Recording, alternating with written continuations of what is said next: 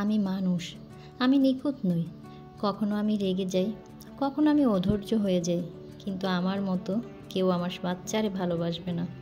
একজন মা তার বাচ্চার জন্য তার জীবনের সমস্ত কিছু বিসর্জন দিতে পারে। তার সুখ, শান্তি, শখ, আহ্লাদ সব কিছু তার সন্তানের জন্য বিসর্জন দিতে পারে, যেটা এই পৃথিবীর অন্য কেউ আর পারে না, এমনকি তার বাবাও পারে না।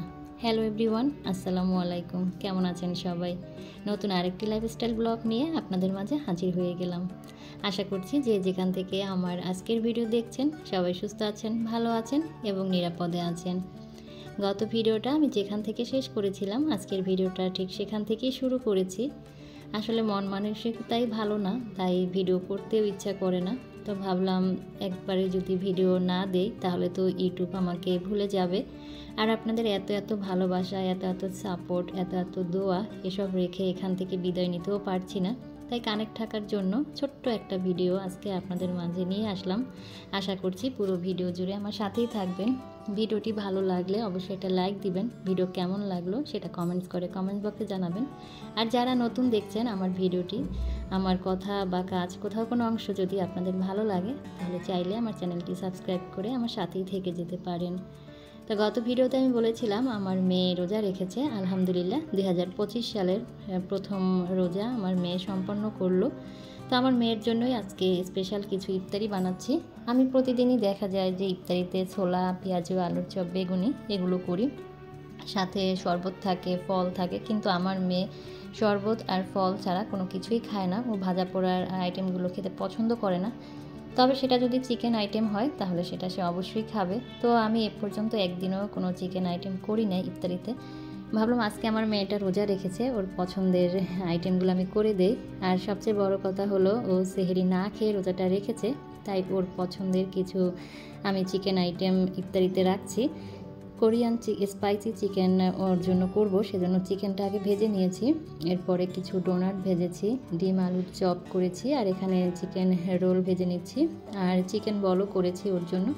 তো এই তো আমার স্পাইসি চিকেনটা হয়ে গিয়েছে। আর উপর দিয়ে গার্নিশের জন্য আমি একটু সাদা তিল ব্যবহার করছি। এক সময় ভাবি যে কিসের স্বামী, কিসের সংসার, কিসের সন্তান, সব কিছু আমার হলেও আমি কারো না। নারী তার সারা জীবন উৎসর্গ করলেও দিন শেষে কারোই মন ভরাতে পারে না, না স্বামীর, না সন্তানের, আর না অন্য কারো। অথচ সেই নারী গোটা জীবন শেষ করে দেয় স্বামী, সন্তান আর সংসারের পিছেই। এই তো আমার ইফতারি সব তৈরি হয়ে গিয়েছে। তো খুবই অল্প কিছু ইফতারি আমি করেছি, কারণ আমিও সেহরি না খেয়ে রোজা রেখেছি। তেমন কিছু করতে ইচ্ছা করছিল না, শুধু মেয়ের জন্য এতটুকু করা। আর আমার মেয়ে কিন্তু আলহামদুলিল্লাহ সেহরি না খেয়েও খুব সুন্দরভাবে রোজাটা সম্পন্ন করেছে। সে কিন্তু ইফতারি সাজানোর জন্য আমাকে হেল্প করেছে। ট্যাঙের শরবত গুলিয়ে নিয়েছি, আর এখানে হচ্ছে আমার মেয়ের পছন্দের লাচ্ছি আমি তৈরি করে নিয়েছি। আমি একটু ঠান্ডা পানি দিয়েছি, যার কারণে কোনো আইস দেই নেই, যেহেতু ছোটো মানুষ খাবে। তাই তো সে ইফতারি সামনে নিয়ে বসে গিয়েছে। আর আজকে সে তার পাপাকে খুব বেশি মিস করছিল, কারণ গত বছর যখন সে রোজা রেখেছিল তখন তার পাপা তার সাথে এসেছিল ইফতারি করার জন্য, এবং বাইরে থেকে তার জন্য অনেক কিছু ইফতারি আইটেম নিয়ে আসছিল তার পছন্দের। তো সেগুলোই সে বলছিল। তো যাই হোক, সব সময় আর কি পরিস্থিতি একরকমের থাকে না। মা আমি এখানে ইফতারি করে নিচ্ছি।